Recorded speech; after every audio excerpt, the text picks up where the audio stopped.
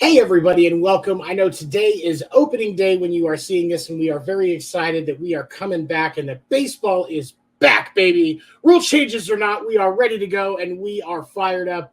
Seven here with my cohort, Craig Newton. We used to be the Winter Meetings baseball podcast, but we realized that the name that I came up with was a bad idea. So Craig and I came up with something that doesn't suck, and here we are with the Diamond Report in a new season, talking baseball and having fun. We've got a great show planned for you today, but we do want to start off on a bit more of a somber note. Over the off season, we did lose our co-host Stefan Wever. He did pass away not too long after Christmas, and we wanted to take time to pay respect to the amazing person that graced our airwaves for an entire year. He came one day to hang out and interview, and he was the first pro baseball player that I ever got to interview on this show, and he never left, which was okay because we liked having him around. But he is the reason that we now have the Weaver rule on the Sports Report Network, and that is that if you are on camera, you must be wearing pants. And before we kind of dive in and kind of both get the chance to say our piece about our good friend passing away, I wanted to do something that was actually planned before Stefan passed away. I'm going to play an audio clip that Stefan sent me of him talking about the Boston Red Sox, his favorite baseball team, during the 2004 season. So this is before Boston made their miraculous postseason run and broke the curse of the Bambino. And this is Stefan talking about baseball in a very raw and pure form. And so I'm gonna start with that tonight. It's a little over 2 minutes long, and then we'll be back to share some thoughts. I'm starting to fucking wonder about Francona. He got thoroughly out fucking managed in the Yankee series, and he's fucking, I don't know what the fuck he's doing. This is fucking ridiculous. Fucking pitiful. Fucking Gagne. 2 quick outs. Walks Frank Thomas, which is all right. Next guy goes 2-0. It's a little punch and Judy. Gets a hit on the next fastball. Next guy goes 0-2. Fucking walks him. Bases loaded. Next guy can't even come close to the fucking plate. Walks him. Tie ball game 2-2. Fuck. What the fuck is Francona doing? Better win the fucking division. Can't be worried about getting this guy ready for the fucking playoffs. Win your fucking division. Fucking motherfucker. God damn it. Gagne's not even fucking close. The fucking head case. Fucking ball one. Oh, sorry. It's 1-2. Never mind. 2-2. Jesus Christ. It's like he gets 2 strikes and he tries to throw 9,000 miles an hour and he doesn't even come close. It's like he's got a totally different freaking motion when he's got 2 strikes than when he's like 1-1 or something like that. It's like he fucking drops his arm. He stands straight up. He throws as hard as he fucking can. 2-2. 2 outs. Bases loaded. Hey, ball 3, right up at the fucking eyes. Fucking full count. Why don't you walk in another fucking run here? Walk in the fucking go-ahead run, fucking Gagne. Fuck. You gotta be fucking kidding me. The fucking Francona. Fucking give me fucking Don Zimmer back. This is fucking bullshit. How long are you gonna stay loyal to one fucking guy just to prove a point? Fuck. Give me Kevin Gabbard back. This is bullshit. Oh, my God. He gives up a fucking double, triple. Here's a bases clearing triple. Unbelievable. I can't take it. He's out at home. Fuck, I score another run, 2 runs, 4-2, go top of the 9th. We were up 2-1. 2-1, cruising along. Fucking Gagne comes in. 2 quick outs on like 4 pitches. He throws 90 pitches to get about. Unfucking believable. What a fucking piece of shit. Fucking ridiculous. Fuck. And that is our good friend Stefan Wever. But of course, Boston would go on to win the World Series that year and also inspire the ending of a Jimmy Fallon and Drew Barrymore movie that is watchable if you only watch it once. And that's Fever Pitch. So, Craig, I will let you go ahead and kind of open up first with this and share your thoughts on the passing of our good friend Stefan Wever. So we're starting out with an adult warning label already for season 2, episode 1, huh? Go big or go home. Yeah. I mean, let's just get it out of the way now, set the Yeah. expectation. Yeah. Oh, God, Stefan. You never had to wonder what he was thinking. Never. No. Never. You could wonder what he was wearing, but you could never wonder what he was thinking. Yeah. There, we had to ask that question a lot. Yeah. He will be missed. The guy wore baseball on his sleeve. It's a darn shame that he never got to really fulfill his potential and have a long career with the Yankees or in Major League Baseball. It's cut short way too soon due to injuries. But he never lost the passion, as listeners can clearly hear. Was he channeling Tommy Lasorda by chance? I heard a little Tommy Lasorda in there. A lot of Lasorda. Trust me. I interviewed the guy. It's very much Tommy Lasorda themed with the language. And that's the thing is, like, the first time I heard that, I was shocked that was Stefan. And not because of anything other. Obviously, he was a bit younger in that recording than we started when we got to work with him, and I think that was kind of the difference there. But it does have that Tommy Lasorda, or I'm trying to think of another one. He'd giggle at this, but probably like an angry Tony La Russa in the 90s. I think it was definitely kind of there. I've seen some old interviews where Tony La Russa's pissed off. Yep. Back when he was a good coach. Yep. But yeah, no, I agree. Yeah, man. For those listeners who wonder, we like to interview Tommy Lasorda in the clubhouse. That's pretty much how it was. When you asked a question and he didn't like it, that was his answer back to you with a bunch of F-bombs, and moves on to the next poor soul that was asked the next question. I could just imagine being in that press room in the clubhouse. The young guy comes in and asks a question that Lasorda doesn't like, and just hears that. I never felt it was baseball season until I'd been F-bombed away by Tommy. I mean, it was a rite of passage every single season. So it wasn't like any specific thing. Like everybody got it at least once. Oh yeah, everybody. Oh yeah, and we laugh about it in the press box and all that. Yeah. Well, I mean, hey, so there's certain things that say this is baseball for different people when they're interacting with the game in different ways. So for the press, it was getting cussed out by Tommy Lasorda. That's just the way it was. It's kind of like the press's version of the 7th inning stretch. Tradition. Oh, that's great. That's great. For me, I got the chance to interview somebody who was really there, and and playing for the most storied organization in baseball. Yep. As a Red Sox fan, I am not a very big supporter of the Yankees, but I do respect them, and I think that Stefan really helped me cement that. Because I got the chance to work with somebody that played for the Yankees, and he was an amazing person. Despite my inexperience, he always treated me like I was a complete professional. And he really helped me believe more in myself and what I do as a podcaster and a baseball and sports commentator and all the things that I do. He really made me feel like I was actually doing something and that I was developing a talent. And I could not begin to say thank you enough to him for being one of the reasons that I am still going, because he really inspired me, and he will continue to inspire me. One of my good friends that will be a guest on the show multiple times this season, Dan Warner, actually sent me one of Stefan's cards from when he was with the Nashville Sounds, one of the Arby's cards. For those of you, if you're watching and not listening, this is what it looks like.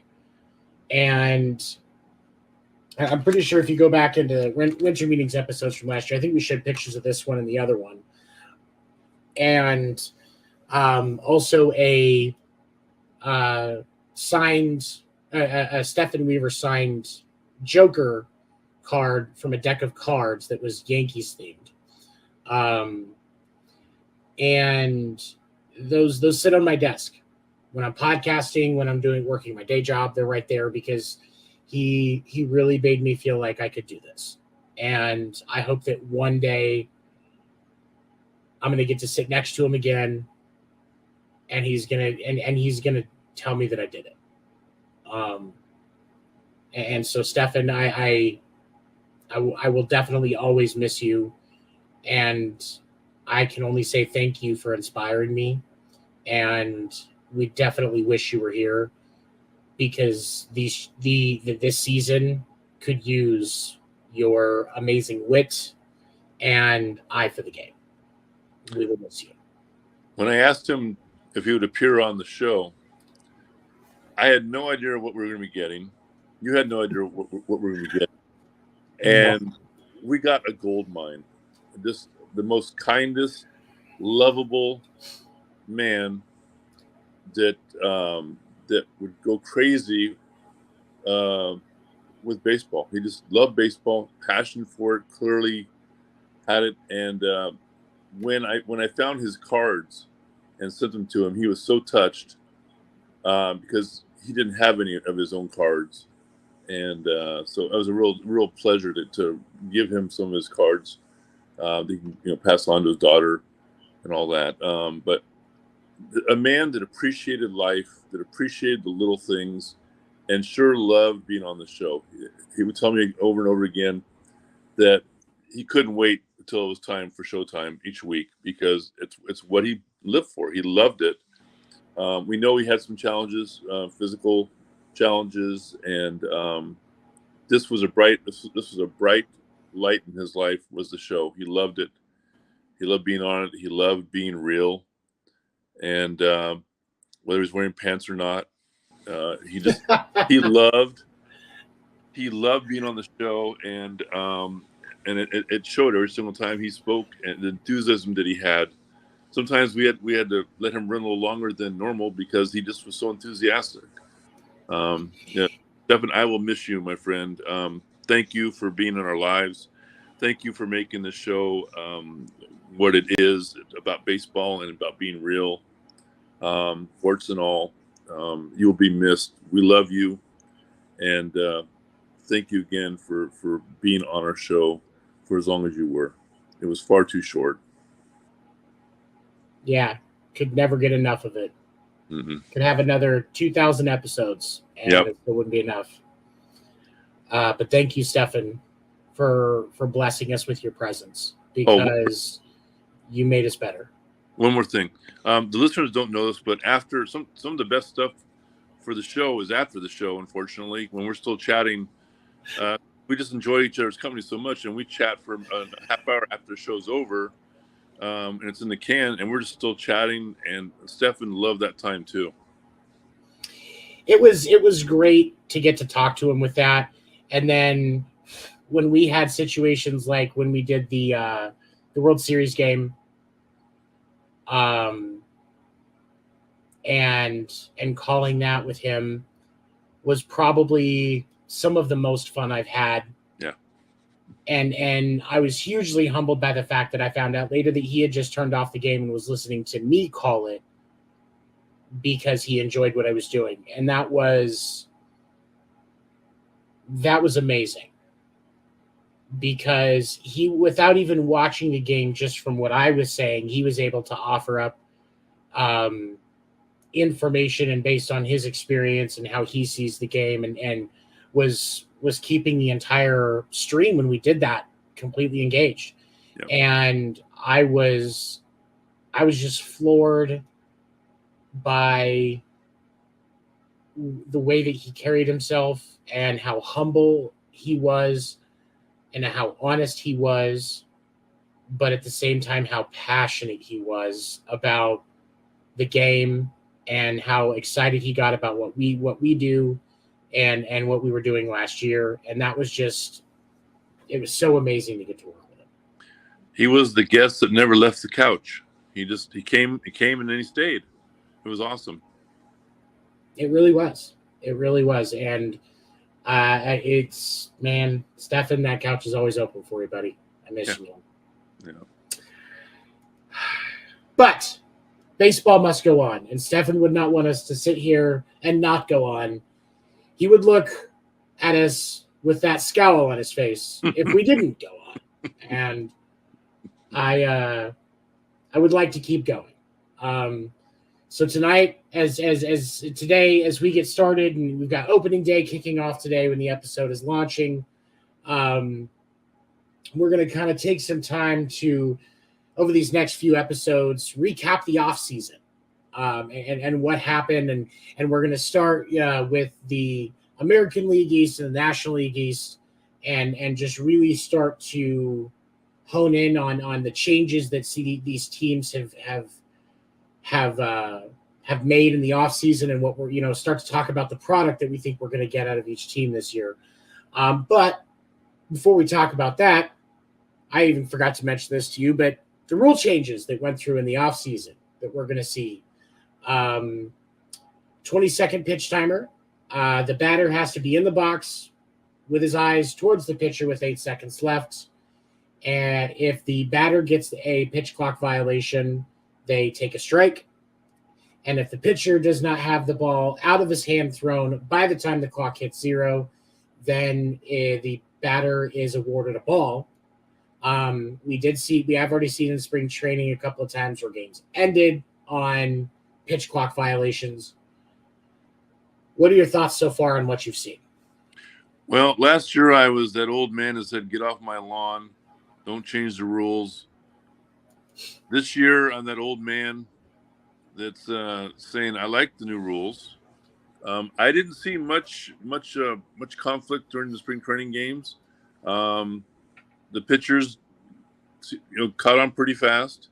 I love the speed of it. It's 2 hours, 30 minutes plus. Love it. To me, even the spring training game has some energy to it, because the batter's got to get in there, and then the pitcher's got to throw the ball. I love it. I mean, it just it's crisp. It's a crisp play, and I like the fact there were so many stolen bases this year. It's not the stolen base is back. I love it. And the stolen base thing, that's even going to be helped by what we're going to talk about next with the bigger bases. But with the pitch clock, I will say that I was open to it, and I expected that hitters were going to cause more violations to start off than pitchers. But when I really became sold on the change was when I got the chance to go with a couple of friends to a spring training game this year where I got this Cubs hat. It was the Cubs and the White Sox. Got to see Bellinger take some at bats. That was good to see him not in a Dodgers uniform. I like him a lot more when he's not, in those Dodger threads. And I was sold because, I'll put it this way. I got to the park or game started at 1:05 because I got there earlier because where the Cubs facility, the spring training facility is versus where the actual game facility is. Like there's an area where the players have to walk going from the training facility to the park, and people line up and get autographs. I've got pictures with Brian Dempster, a couple of other guys, all great. Dempster's a lot shorter than I thought he was, bigger bald spot than you, and but very, everybody was really cool. I was actually at that point, I hadn't gone to the team shop yet, so I was actually in one of my Red Sox jerseys, and I ran into there's a Yankees player that just went to the Cubs, and he would not take a picture with me because I was in a Red Sox jersey. So I thought that was really funny. Nice guy though. No, actually, no, he did end up taking a picture with me. I'm sorry. He did end up taking a picture with me. I'll find it. I'll have it next week. But game started at 1:05, and I was in my car on the phone with my wife at 3:35. Yeah.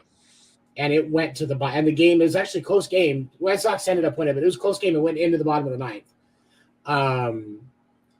And that was when because the thing of it is, especially with a lot of teams moving to more downtown locations, like that's the more common thing now. The Royals are working on doing it. They're one of the outliers, and they're actually working on doing it because right now their stadium is next to Arrowhead Stadium, where the Kansas City Chiefs play. It's actually on a more rural part of Kansas City. And for when I think about the impact that this can have, because if you have a 7:00 game and it's 2.5 hours instead of 3.5 hours, you're going to have a lot more people that want to spend money downtown. That's more money back into the city. That's more jobs that are being filled. And then you think of some of the outliers like the bars that have bands. On a baseball game night, you're not going to have a lot of business probably until 11 o'clock. You can't have a band starting at 11 o'clock because you got to cut them by like 12:30 for in most cities. Yep. So there's no point in having a band on those nights because they're not really going to be playing to very many people, except for the people that are just there to watch the game. And so by cutting that extra, 45 minutes to an hour out on average, realistically, because most games are up until now have been about 3.5 hours. Yep. Now that completely changes that conversation for those areas because now they can have bands. Now they can make sure that they have staff that are there for that later shift, and a Friday night game doesn't kill their bottom line. It actually boosts it.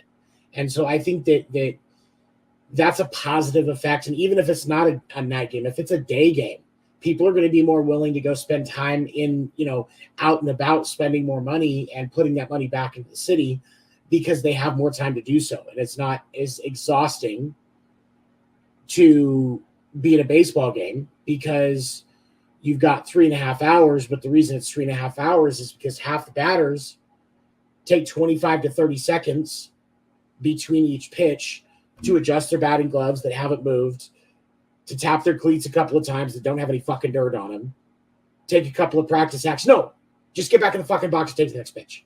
Like it's and that's the thing is I say that as a catcher and a batter. Like I understand where the impacts are because I do have the unique experience of seeing kind of both sides more accurately. Pitchers can throw that quick. You've got a few guys that have some longer delivery methods. Like there's that guy for Colombia that we saw in the World Baseball Classic. I think his last name was Diaz. And he has, I timed it a few different times during the last game that they played when they lost. And he has a 25-second pitch every time, unless he's pitching from the stretch, 25 seconds. And he wants to get to the majors. Nope. You gotta cut that down to 5 seconds, bro. Yep. 5 seconds. That's where you need to be. And there was somebody that, and I will say that I kind of like this. I saw the idea that you shouldn't have the pitch clock in the ninth inning. I can entertain that idea because you did, and the reasoning behind it is ultimately you don't want games decided by pitch clock violations. Is what people are saying. It is one of the biggest arguments against the pitch clock. I've got time for that. What do you think? I agree with it. And also, when you're talking about the ninth inning, you got the closer, or say you got a tie game, you've got a reliever in. There's some gamesmanship that has to go on because you probably got a runner on base. So you want to try and deke the runner. You want to mess up the timing of the batter. I mean, there's a time when you got to toss that rule out and actually play the game the way it should be played when it comes down to the ninth inning or extra innings. And well, that was going to be my next question was, do you just leave it out for the ninth inning? Or if you start to look at something like this, do you also scrap it for extra innings where you do have, because the ghost runner in extra innings is going to be sticking around for the playoff, is going to be back in the playoffs. I don't know. I like the usage of that. Because it's very limited. We're not wasting our time with it during the season. But in extra innings in the postseason, the ghost runner will still be there to kind of speed things up. How many times in the last 5 years have we had 18-inning games? Not many. I'm sorry, in the postseason. Like there's been at least one a year in the postseason the last few years. The Giants and the Nationals had one. And that's the thing is like because like with the Ghost Runner being there in the postseason, like you can kind of see not having it in extra innings too. But is it? Do you just stop at the 8th inning, or do you bring it back for the extra innings? I say from the 9th inning on, just don't have it going. No. From the 9th inning on, it's the pitcher, the batter. Honestly, it makes sense. And while I am a supporter of the rule, because I mean, you're still going to save an average of 25 minutes a game, just with cutting that out of the first 8 innings. Yeah. And you don't have a lot of extra inning games, especially with the fact that we have the ban of the shift now, which they're finding ways around it, but it's at least making it interesting that the old school shift is now banned. I think that brings in more offense, so the energy's there. So if we're cutting a little bit of time off and boosting the energy on the offensive side with that, I think it balances out. I think it's reasonable. And I think with the stolen base being back in fashion again too, we're not going to see a lot of extra inning games. I think they're going to be decided, within 9 innings. I think you're right, because the bigger and the bigger base does help it a little bit, and it's not a huge difference. It's what 2 inches by 2 inches is all they added. I think it went from like 8 by 8 to 10 by 10 or something like that. It's not a huge difference, honestly, when you think about how many times those throws from catcher to second are that close. Well, if the base is that much closer, like that makes a difference. Like imagine somebody like Yachty and how much quicker Yachty has to be, because there was a lot of times, yes, Yachty was Yachty because Yachty got the ball to second very quickly, but how many of his were just that much quicker, and you're almost neutralizing what he had done, or just making it to where he's got to get back in the lab and get that much quicker. I knew as soon as you made that comment, I'm going to speak on behalf of the female fans out there that are listeners. Ladies, we know an extra 2 inches makes a big difference. Hear you, we hear you, we hear you. Oh, man. Oh.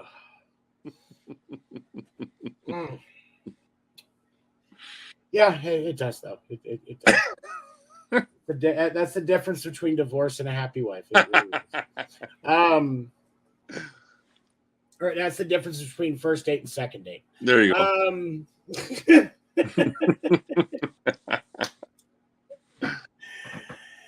We're back. Right, but oh yeah, it's like we never left. That's right. But so overall, like with the rule changes, like, do you think there's anything like, because there's been so many people, like as a Red Sox fan, I followed Jeff Fry on Facebook. Used to play for the Red Sox. Had like 8 years with him, but I had to unfollow him because he's acting like these rules themselves are going to kill baseball. There's plenty of other things that Rob Manfred is doing that could kill baseball. Yeah. These rules are not going to kill baseball. No.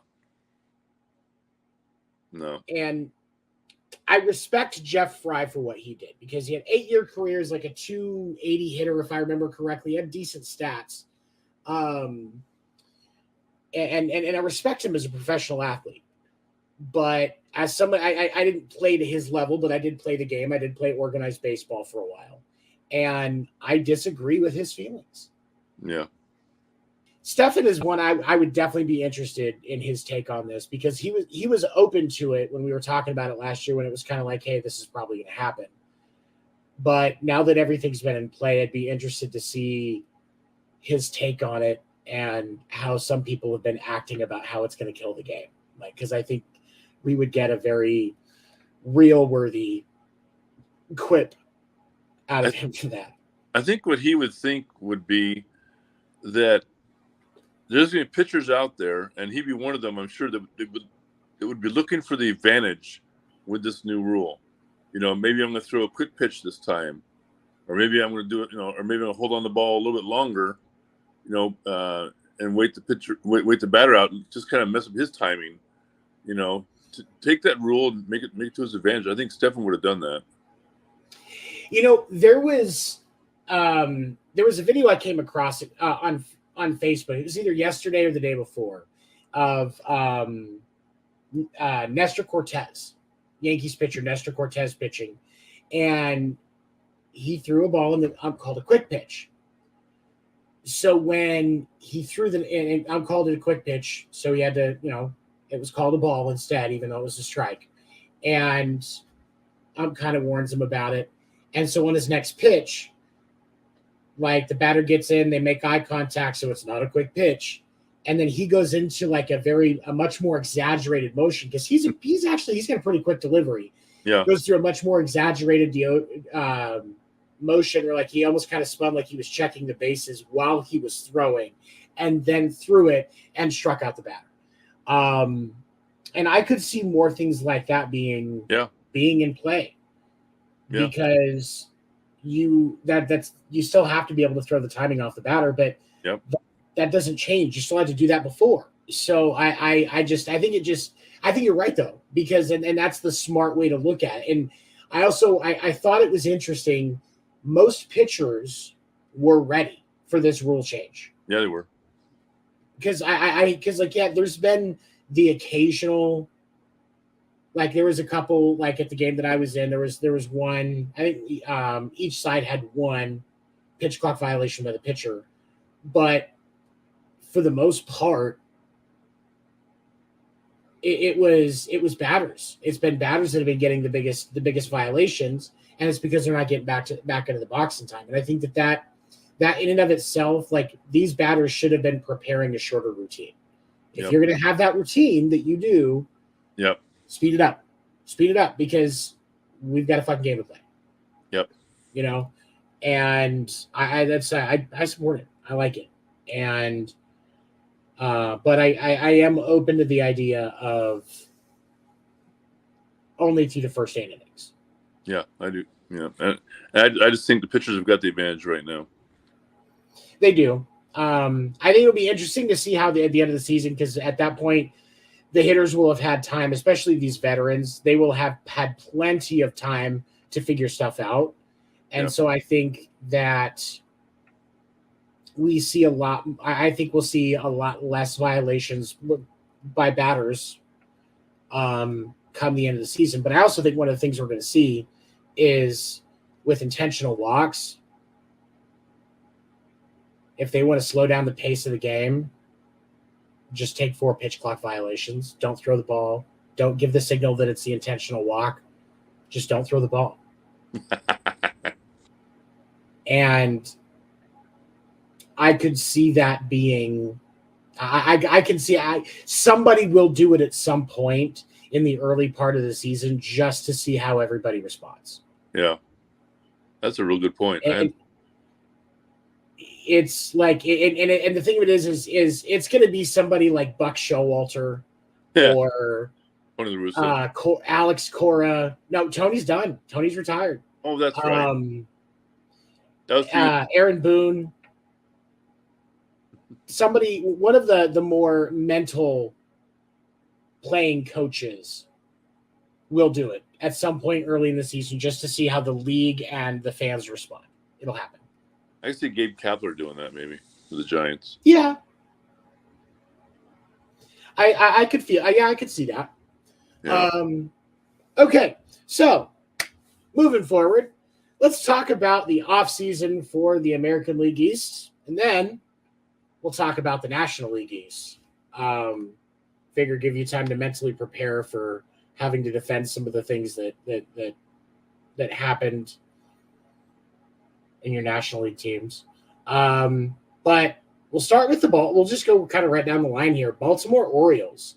Baltimore is quietly building a solid roster. And a solid farm team too. Holy moly! They do. They have a great farm team. Yeah, and you can tell the energy is changing with the course of or the energy is changing with that team. Like, just since the first of the year, they picked up Ryan O'Hearn from the Royals. And I think he's a great first baseman. I think he's going to be great for that. They also, what is it else? I know they've made a couple of other moves. Maybe it was 2022. I'm trying to look at the transaction history for them. I can look into the bank account balance. And let's see here. Re-signed Austin Hayes, Cedric Mullins, Anthony Santander, and Jorge Mateo. But they're quietly getting better and establishing themselves as somebody that could actually be a wild card team. Yep. I think that's their ceiling this year is a wild card team. But with the changes in how many teams make the postseason, being a wild card team matters. Yeah, it does. So I think that I don't think they're ready for a run yet. I think they're maybe still a season or two away from that, depending on what they do. But I think they're a wild card team. What do you think? I like Cedric Bowens a lot. He's going to be really good. I agree. There's quietly some decent talent on that roster. I mean, when you think about their starting five, Kyle Gibson, Dean Kremer, Cole Irvin, Kyle Brandish, and Tyler Wells if they need a fifth. Like, there's not a lot there. Like, there's not huge names, but there's also not bad pitchers there. No. They're just consistent. Yeah. You're still gonna have Adley Rutschman behind the plate as catcher, and I think I like him. He's a great catcher. Jorge Mateo at short, Austin Hayes in left field, Cedric Mullins in center, Santander in right. Kyle Stowers is going to be your DH most of the time. That's a good start. That's a wild card team. That's a good young team. Yeah, absolutely. 2014, very 2013, 2014 Royals-esque. Yes. In what they're building, and so we'll see what we get out of them. And then, of course, next, going in alphabetical order, my Boston Red Sox. How do you fucking lose Xander fucking Bogaerts? Hein Bloom, you had one fucking job in the offseason. Technically two. Sign Xander Bogaerts, sign Rafael Devers. You got Rafael Devers on a 10-year contract, and that's great. Instead of signing him 2 fucking seasons ago for a decent price, you fucked it up, and the Padres overpaid him. What are you going to do? Trade more shit to the Padres to get Tatis once he's not suspended anymore so that we have a decent shortstop? Like, what the fuck, bro? What are your thoughts? I think you're challenging Stefan. I could feel the Stefan energy kind of consuming me there. Could smell a little bourbon, so I feel like maybe he was right there with me. I'm gonna end up breaking up that sound clip. I had somebody offer to get me an effects board, and I'm gonna get it, and I'm gonna break that up, and I'm gonna have some fun with that. Because isn't Francona managing the Indians now? I think so, yeah.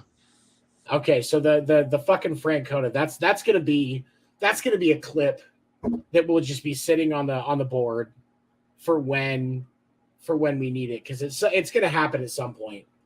Or not the Indians, Guardians. I'm sorry. Francona's managing the Guardians. Yes, the Cleveland. But I'm definitely going to hold on to that, because he will be immortalized in our shows as sound clips through that. Probably go back and pull some stuff from some other episodes as well, just because I can. But yeah, there's just gonna be a whole soundboard of Stefanisms that we're just gonna use and that's how we're going to keep him with us. It'll almost be like we're talking to him. It'll be a little creepy at times, but we'll get through it. Creepy's good. But Boston still, made an okay move. I mean, when you look at it, Boston's starting five is going to be Kluber, and because they picked up Corey Kluber in the offseason. Yeah. Chris Sale's going to be back. You'll have Cutter Crawford, Nick Pivetta, and Tanner Houck to round out your starting five. Reese McGuire's still going to be behind the plate. Rafael Devers, like I said, they signed him to a 10-year deal. They just picked up that player for the Japanese player, Masataka Yoshida. They picked him up. He was a Japanese player. Did quite well for the Japanese team during the World Baseball Classic.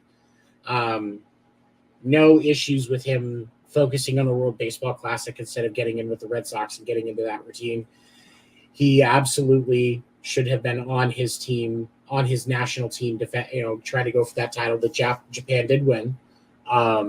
Respect to him and Shohei and the Japanese players for getting the championship in the World Baseball Classic, which will be back according to all sources in, they say 2027, 2026, somewhere in there. I think it's every 4 years. Yeah, every 4 years, so 2027. It was some great games during that too. No, I it's really true. enjoyed it. Yeah. It was. I was surprised Venezuela dropped as early as they did, because I was with a lot of people that had them picked to win it, because that's basically an all-star roster. Yep. The Venezuela and the Dominican Republic, those were basically all-star rosters. I had Japan, U.S. and Dominican Republic. Those were my picks. Yeah, it was. I mean, there was a lot of talent during that series. Yep. It was great. Yeah. Hopefully that showing got some of those guys an opportunity to come play in the majors. I think so. Something there's one of those, was that Japanese prospect? It was like 20 that was pitching that everybody was watching because they think another couple of years he's going to be ready. There was some talent. I was really impressed. But I mean, Boston needs to make another big move before I will say that they are actually going to be a competitive team right now. Because even as a Red Sox fan, like, I want my team to win. I'm hoping they can make the postseason. But from an objective point of view right now, I don't even know that I can call Boston a wildcard team. And that hurts to say. My concern is Sale. Because he's going to come up with a flat tire or a bad wing during the season. It's just bound to happen. If Chris Sale pitches 5 games this year, 5 games, he will have pitched more games this season than he has since from 2019 when he signed that big freaking contract with Boston to the start of this season, as far as professional games are concerned. And yeah, Chris Sale is a word for me, but you do have Garrett Whitlock. We do have Garrett Whitlock. So if for some reason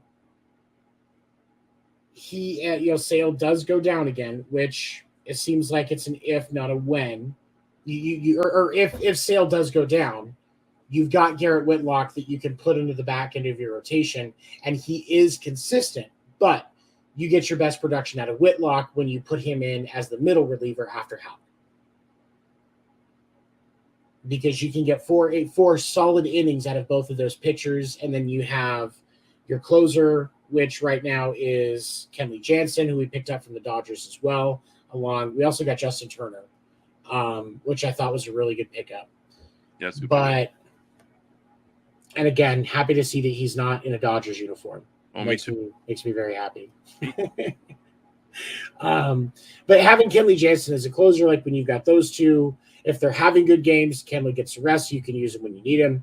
But if you need to bring him in to tighten it up, you can still get 4 to 5 solid innings out of Houck, 3 to 4 solid innings out of Whitlock, where he's throwing north of 95, and then you have Jansen come in to close it out. That's not bad.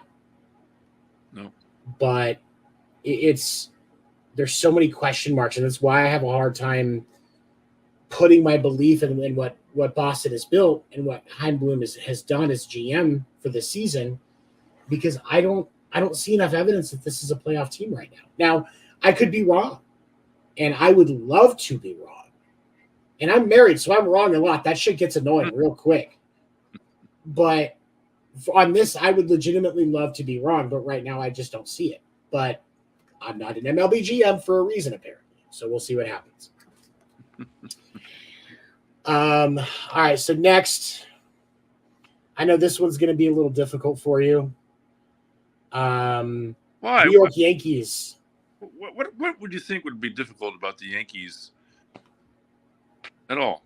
Not at all.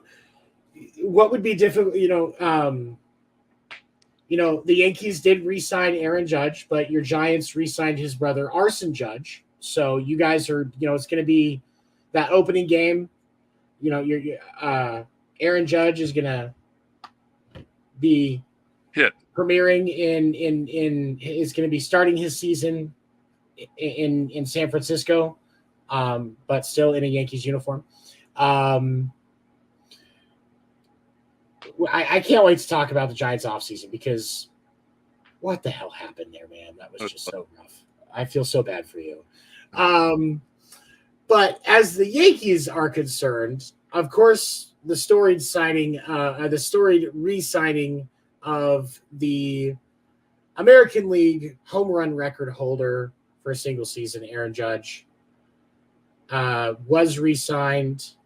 You also saw Anthony Volpe come up, and he's going to be a great shortstop for the Yankees this year. They did re-sign Anthony Rizzo, which pissed me off. I kind of wanted him to. I know you did. I still want him in Boston. Just a Red Sox Rizzo jersey would be. I would spend an obscene amount of money on that. And I could just order a custom jersey, but I would look like a weirdo. So I need him to actually come play for the Red Sox, even if it's just for a season. For the love of God, please, Anthony Rizzo. But I personally think the biggest offseason addition for the Yankees outside of re-signing Judge was Carlos Rodon. Yep. You're going to love him. Because with the amount of money that the Yankees are paying Cole, Dan and I were talking about this on Sports Report Monday night. The amount of money that you're paying Garrett Cole, he has to be your ace. Like, you don't have a choice right now. But Anthony Rodon is your number two pitcher, and depending on how things go this season, I wouldn't be surprised to see that change come the postseason where Rodon is your ace. What do you think? He was great with the Giants. I really hated to see him go. I really did. The guy is a beast on the mound. Just a beast. He's so much fun. It's so much fun to watch pitch. He is very fun to watch on the mound. I mean, and when you look at him as a career numbers, he's got a career ERA of 3.6, but last season with the Giants, he finished the season with a 2.88 ERA, 1.03 WHIP. He pitched almost 180 innings last year, had 237 strikeouts. So that's more than one strikeout per inning. Only 52 walks last season. That's strikeouts to batter's base of 4.6. That's amazing. Yeah, and that's some. Go ahead. The fact that he was injured when the Giants signed him, he was coming off having surgery, and the Giants they took a chance on him, and Rodon rewarded the team very nicely. He just did everything that was asked of him. Because he started the season on the 60-day IL, didn't he? He started the season on 60 IL, and then once he came out from that, he was off and running, wasn't he? That's going to make or break Aaron Boone's coaching career at the Yankees, I think.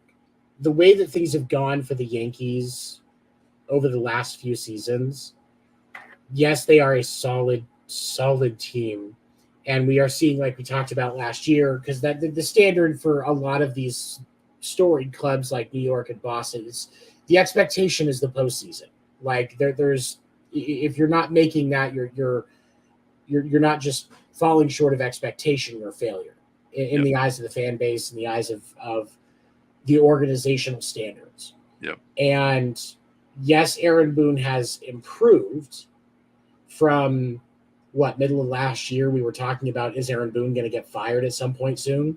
I remember like that. May of last year we were asking the question is if Aaron Boone was still going to be the skipper of the Yankees come the All-Star break.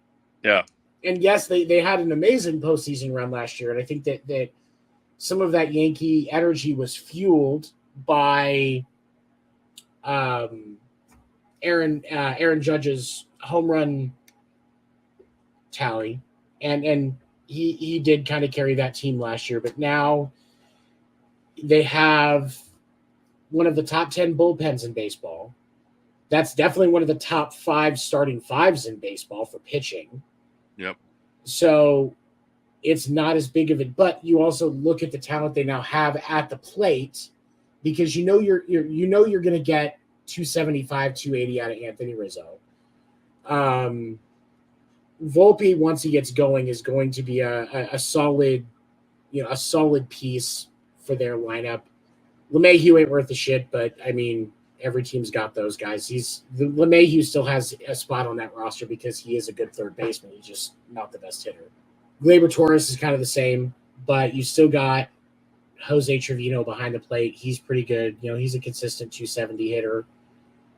Obviously, you'll get 300 at Aaron Judge. You'll probably get at least 250 out of Giancarlo Stanton. I mean, so they have a lot of potential. So if the Yankees don't make a splash this year, I think this actually could be when we start to see Aaron Boone's job be up in the air. Because they don't have an excuse now. Well, I'm just glad that my Giants, who don't hold a grudge whatsoever and are sportsmen on and off the field, are facing Aaron Judge, that so-and-so that strung along my Giants in the off season. I'm glad that they're facing Aaron Judge and his Yankees Thursday, and hit by a pitch, almost guaranteed. Guaranteed. What do you think because Rodon is your number 2, so game 2 is it would be, at this point, if that's the case, Carlos Rodon. So he makes his return. It's a Giant against the Giants. What kind of a reception do you think he's going to get in San Francisco? No, they're playing in New York. Oh, is this in New York? Oh, I thought this year was okay. All right, so it's in New York. All right, that's okay. That's better for him. That's much better for him. Yeah. No, we hit Judge opening day, and then Rodon comes back the next day and hits the Giant, and it's game on. Everybody's even. Yeah. By the way, at the Diamond Report baseball podcast, we do not advocate for intentionally hitting any player with a ball, but we know it's going to happen. Okay.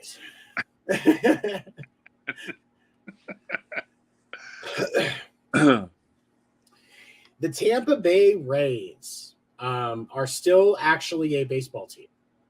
Amazing, huh? I mean, and when you look at their roster, I mean, you've got Randy Arozarena, Manuel Margot, Jose Siri in center field. I like him. Brandon Lau, I thought he was retired, but apparently not. Your starting 5 is Shane McClanahan, Tyler Glasnow, Jeffrey Springs, Drew Rasmussen, and Zach Eflin. I think this is actually below standards even for Moneyball at this point. I mean, and I respect the Rays in their Moneyball because normally they piece together an okay roster. Do you remember in Major League when they have to fly that prop plane Oh yeah, okay. Okay, the Rays are the prop plane of the era of Major League Baseball. They're the prop that has the Scotch tape on the wings, and it barely gets off the ground. I think that says enough about the race. Like, I don't think anybody cares. No. Okay, and the Toronto Blue Jays. Good team. Yeah, definitely a great team. I think that they are going to be competing with New York for the first seat in the division. Yep. Great starting five because you've got Kevin Guzman as your ace, Alek Manoah, Chris Bassett, Jose Barrios, and Yusei Kikuchi as your starting five rotation. That's amazing. Yep. That's a really good starting five. Alejandro Kirk behind the plate, of course.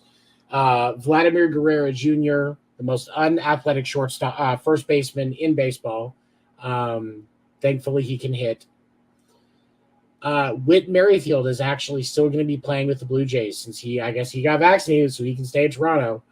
Matt Chapman is staying in the American League East, but he's going to be on the Blue Jays this year after the great season that he had in New York last year. Bo Bichette is going to be the Blue Jays starting shortstop. I like him. I think there are several shortstops in the league there. I think that there are more than a handful of shortstops in the league. They're better than him, but Bo Bichette is a consistent person in that position, and he's a career 297 hitter in 4 seasons with the Jays. Like I'd love to be a career 297 hitter in baseball. Like that'd be great. First 4 seasons hitting 297. Not a lot of guys can do that. So I mean, and that's the advantage of Bo Bichette in your rosters. He's a good hitter. Yep. I do think so. So when you think about the Jays and the Yankees, I personally I give the Yankees prediction for winning the American League East. Would you put the Jays above them, or do you think it's the Yankees? Right now, it's the Yankees, but anyone goes down to an injury, Jays. I mean, you've got the best. It's pretty reasonable. I think that the Jays have got the best catcher in the American League with Varsho. I love him. You got Realmuto, who's the best catcher in the National League. With the Phillies. I mean, that's a great young team. A lot of power. And if any Yankee player goes down to injury, extended period of time, the Blue Jays would be my favorite. Makes sense. It makes perfect sense. All right, so now we are going to move over to the National League East. Starting at the top, Atlanta Braves. Gotta be the favorite. Got to be the favorite. Your starting five is Max Fried, Spencer Strider. Quick thing on Spencer Strider. He has changed his number. He will be number 99 this year. The reason that he will be number 99 is because his favorite movie is Major League, and he is a Ricky Vaughn fan. And Charlie Morton is your third. Kyle Wright, who's starting the season on the 15-day IL, is your fourth. Jared Schuster is your fifth. I would say it'll probably be if they need a fifth pitcher. Joe Jimenez would probably be your fill-in for your starter, and they would just do a bullpen day because I think Jimenez is the one that can go the longest out of that bullpen. Yeah.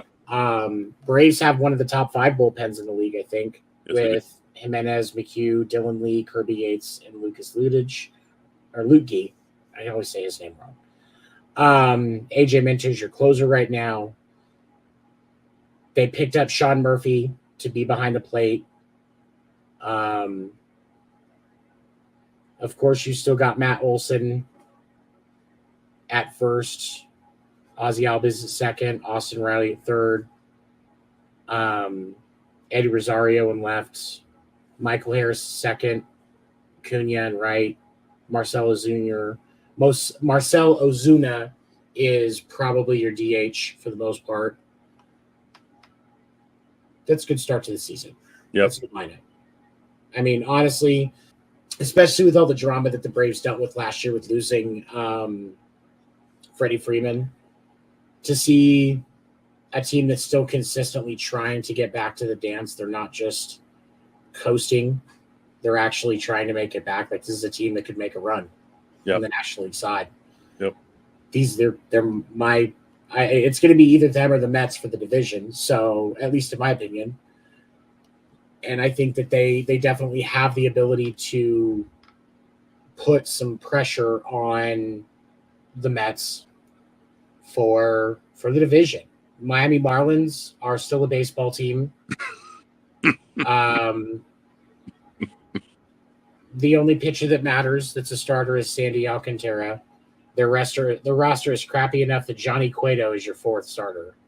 I mean, couple of decent names like Luis Arias is second. He's a great second baseman. Jazz Chisholm in center field. Obviously, he exploded onto the popularity scene last year. He's on MLB The Show 23, the cover for some of that game. I actually just downloaded that today, by the way. I'm excited to mess with it. And then you do have Jorge Soler as your DH, but if you have Jorge Soler as your DH, you're probably not really trying all that much. Yeah, no comment. I respect that they are professional athletes, but when you compare them to their peers, this roster is crap. Yeah. Of course, the New York Mets, Buck Showalter's boys. I like Buck Showalter. Yeah, I do too. Probably, and this is the thing, this is probably why I give the Mets the lead in the division, is because this rotation is just stupid. You've got Scherzer, Verlander, Kodai Senga, the Japanese pitcher that they picked up in the offseason. He is stupid good. Carlos Carrasco, and then David Peterson is your fifth if you need him. Obviously, you still got Pete Alonso coming back. Eduardo Escobar is your third baseman. Lindor is your shortstop. Canha, Nimmo, and Sterling Marte. They picked up Marte from oh, wait, no, that's not. I was thinking of Tel Marte. Daniel Vogelbach is your DH. I think that's about the only thing he can do anymore. He's still a 275, 280 hitter. So you can do a lot worse. Like Jorge Soler. I want Buck Showalter to get a World Series ring. I think they need to make a couple of improvements on this roster to get it, but they can win the division, I think. I felt more confident about them before Diaz went down, but that's just brutal. That one hurt. He was lights out. He was. I think if Diaz is in your rotation, I think your Peterson goes to the bullpen, which isn't a bad thing anyway. No. Especially because you may lose. I mean, Verlander and Scherzer are both older, so it's possible that you could lose one or both of them at some point this season. Having Diaz in that rotation keeps them as a playoff team. Yeah. But I think if they lose one of them, I think it's hard to win the division. They're a wild card team. If they lose both of them, done. I don't think because especially with the offense that they've got, they have the pitching staff right now to keep it a low scoring game, so they only need to score 4 or 5 runs a game. Yep. But if you lose those two, I think that you're going up to you're changing it to where you're giving up 6 to 8 runs a game, and that means you're consistently losing by a couple of runs. You're always pitching from behind, yeah. And you don't want to always be pitching from behind, especially with younger, inexperienced pitchers. Nope. So maybe picking up a pitcher. I think they would have been a great team to sign Bauer. I don't know why they didn't. I don't understand with Bauer why teams didn't jump at the chance, why the Dodgers did him dirty. It was proven he didn't do anything wrong, and this chick was trying to go for money, and his career is over. It's bullshit. It's bullshit. Yeah, so that's the Mets. Definitely competitive for their division, at least. Philadelphia Phillies, speaking of your boy JT Realmuto, did you see that video of him getting ejected? No. So it was either yesterday or the day before. I think it was yesterday. There was a foul ball. He put his glove back to get a ball from the ump. Ball wasn't coming, so he went to move the glove forward. Right as he decided to move his glove forward, the ump went to put the ball in his glove. Because he moved his glove forward and the ump just dropped the ball, the ump threw him out of the game. Ridiculous. What made it even worse was the foul ball before that. The ump threw the ball to the pitcher and didn't even hand it to Realmuto.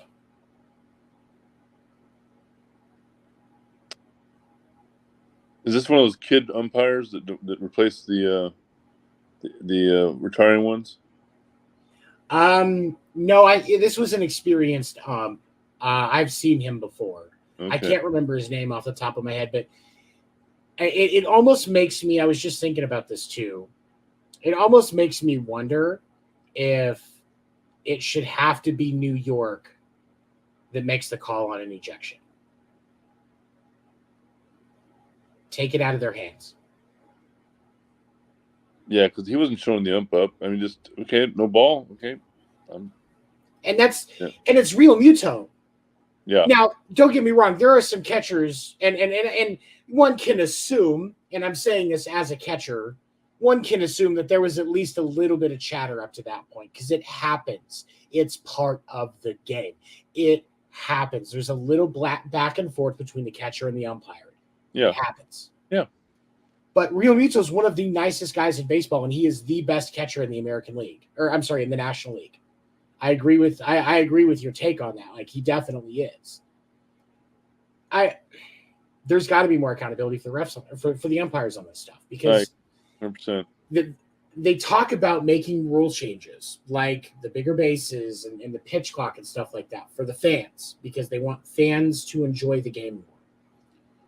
An umpire being a jackass and throwing out because, like, let's be honest, like when we look at the Phillies roster, there are some decently talented guys because your closer is Craig Kimbrell.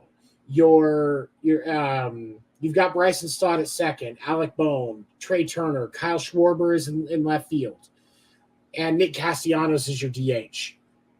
But, like, as a catcher, most baseball fans, JT Realmuto is the first name you think of on that roster. Yep. Not even disrespecting the other guys that are on that roster, because even when you look at the pitchers, you got Aaron Nola, Zach Wheeler, Tejuan Walker, Ranger Suarez, and I don't know who this fifth person is, Bailey Falter. I think that probably is a younger guy that's a call-up, which, congratulations, that's great. Nobody gives a fuck. Manfred, if you're worried about fan enjoyment of the game, you need to fix the umpires. I understand that they're human. I am giving them the ability to be human. But when you're making a judgment call that's going to completely negatively impact the game, because fans are going to be pissed that their experience has been negatively impacted because of an umpire with a stick up his ass. Yeah. There's got to be accountability for those kind of things. Why don't we call this the Angel Hernandez rule? The Angel Hernandez rule is now we're adding automated robot strike zones. And I completely support that. Because that would also impact that Mississippi State. I know I shared the video of it. Now we talked about it on a sports report. that Mississippi State game where that umpire called a strike 3 that was so far outside it was sent in the parking lot? Did you see that? Did you see that video? No, I didn't. It was bad enough that the umpire got suspended indefinitely by the NCAA the next day. Oh wow! Like it did, and it wasn't even there wasn't even like a try to defend it. The NCAA was just like, yeah, no, he's suspended indefinitely. He's not calling any more games. It was like Leslie Nielsen calling the pitch. Yeah, pretty much. Yeah. And the way that the situation happened with that, so it was the strike 2. When the pitch that was called strike 2 came in, the batter wasn't happy with it because it was low, and from the video, it was low. But the batter got a little energetic and was like, he wasn't like calling the ump anything, like he was just jumping. He was just like one of those like, and the batter was black. And again, don't mean to be racist, but you see like some black people, they're really angry about something, like jumping, like, are you serious? Like that's what it was. And he gets back in the box. Next pitch comes in. Again, so far outside, it's in the parking lot buying a beer from a vendor. And the ump calls it strike 3 and the game is over. Just completely classless. And the speculation that the umpire was mad because the batter had reacted the way they did on the strike 2 call. Well, bro, call the right fucking call for the pitch. But you're human. We were talking about this Monday night on Sports Report. When in the NBA, like, yeah, I know you watch the basketball, your Golden State Warriors, not doing that well right now, but you know they're still in it. Like we were talking about basketball, and NBA players, like, they go back and forth with the refs all the time, and you know, because they understand it's the game. But and NFL players talk to go back and forth with the refs all the time. Richard Sherman was like the Draymond Green of the NFL. And He got ejected. You know, I think, and I don't think he got ejected more than a handful of times in his career so far. But baseball refs or baseball umpires, you know, how dare you besmirch the king? Really? Yeah. It's frustrating. Okay. The Washington Nationals, they're not even trying.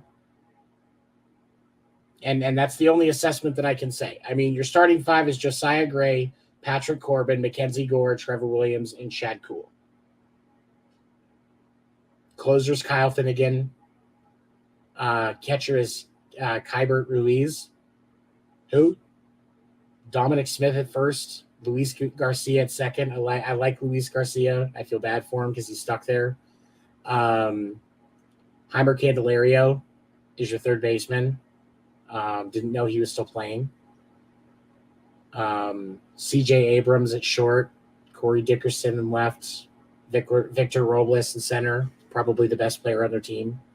You can't tank for draft picks in Major League Baseball. So what are they doing? Preparing to be sold. You think after the Commanders get sold, the Nationals are going to be the next one? Yeah, I do. What about the A's? Do you think that's what's going to take to get them moved, or do you think the owners are just going to move? I think the A's are going. Sorry, Debbie, one of our listeners who's a friend of mine. The A's are heading to Vegas. I think they are. Yeah. And you don't have to change much with the branding because you just go from calling them the A's to the Aces, because that's exactly what will happen. Oh, wait, no, they can't, because the WNBA team is the Aces. No, so they will stay the A's. They'll stay the A's, yeah. But that's still, I mean, you can still market it like it's an Ace, honestly. It's not hard. No. It's that team was so well supported by the fans that would come out. Loyal, diehard fans. It's a shame, but it is a shame because the A's fan base deserves better.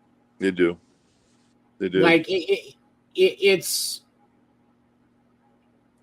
frustrates me as a baseball fan because, like, yes, the the problems that we have in Boston are because we have such a high standard for baseball. Yep. That's what it comes down to. As a Yankees fan, the struggles that you have with, is Aaron Boone going to be a good coach this year or a good skipper this year?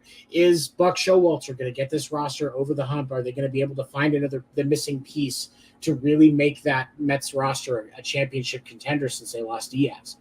Like, these are problems that we have because of the standards for our organizations. The A's would just like to stop being so dead that somebody can get blown in the stands and you don't find out about it until after, when the video goes viral on the internet. Yeah, the A's, their biggest concern is, are the toilets going to back up again and the sewage come back up, like it happened last year. It's terrible. It's terrible. I understand that they need better facilities. They need they need a new ballpark, or they need, because the updates that it would take to get that ballpark up to modern standards is more than it would cost to just build a new stadium. I get it.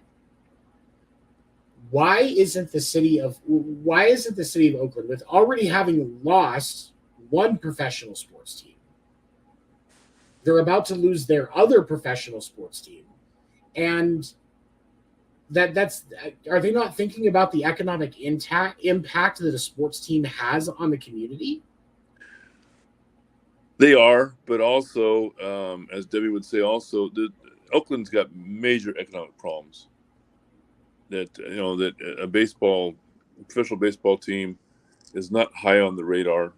I mean, they've offered property for the team down on Jack London Square. They've offered several opportunities for the team to move, help acquire land, all that.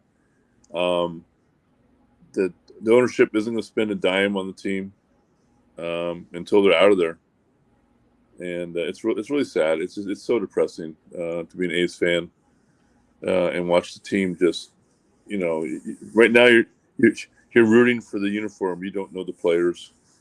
They keep changing over and over again. They get a good player, they don't resign them. They move them off. Yeah, because they're going to have to pay them, and fans are going to start coming to games again if they don't. Yeah, it's just really sad. Like, what's crazy, I was doing some research, because the cost of of tickets when the Red Sox come to Chase Field to play the Diamondbacks they're too far out of my price range for lower level seats, which is what I want. I want to be able to sit close enough I can walk up and try to get some autographs. I want to be able to, be close enough to enjoy the game. Yeah. I don't like sitting in the upper level. I understand that there are some people that can enjoy that. I'm not. So I don't go to as many games because I spend more on the games that I go to. And it would be cheaper for me to fly to Oakland and watch the Red Sox in Oakland and then fly home after the game than it would be to go to a game here in Phoenix. Yeah. That's ridiculous. Yeah. And I don't want to go see him play Oakland because it's not even a fun game. It's not competitive. Like, you're at this point, Oakland has a 40-50 win team. Yeah, I could see them easily setting the record for the most losses in a season. Yeah, me too. It's just so sad. And I feel bad for Debbie. I feel bad for all A's fans because they deserve a competitive baseball team. Yep, they do. Next week we'll probably be talking about the Western Division, so we can talk about your Giants. I'm doing the AL West and the NL West. And the D-backs have actually quietly managed to build a good young roster. Like, they're a roster where I definitely think wild card is their ceiling, but they have potential. They have potential. Yeah, they do. And is that for next show though? Because I got some thoughts. Yeah, we'll talk about that next show. But like, the A's aren't even trying. No, and it's I think that's a worse look for the game than an 18-inning no-hitter. Where an 18-inning scoreless game where it's not a no-hitter, like somebody will get on first and then nothing happens for 18 innings. And then finally somebody accidentally hits a home run and everybody's thankful because the stands are already empty. Those guys just want to go home. It's a soccer game played on a diamond. Yeah, exactly. And it's not fun for fans when it's like, oh, I'm going to watch my team play today. Oh, they're playing the A's. Like, that hurts the teams because, like, they're not getting as much revenue because the ratings are shit. Yeah. But, yeah, we'll see what happens.